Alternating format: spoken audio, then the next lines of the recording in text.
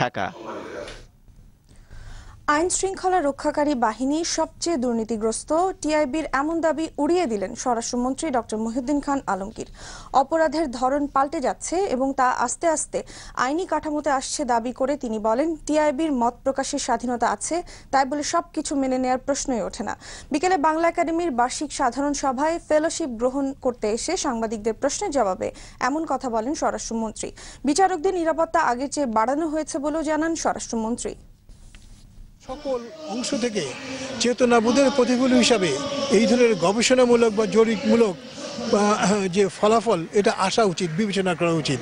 এর অর্থ এই নয় যে যে যেখান থেকে যাই প্রকাশ করেন, যারা এক্ষেত্রে নীতির কথা বলেন তারা কিন্তু নীতি অনুযায়ী তাদের কর্ম প্রসারিত করেন না। নিজেদের গোষ্ঠীগত স্বার্থ উদ্ধার করার জন্যে হরতালের মোড়কে আমরা পুলিশকে আক্রমণ করি, ছোটোখাটো দোকান আমরা পুড়িয়ে দেই, আমরা পরিবহন আপনার মালিকানা নির্বিশেষে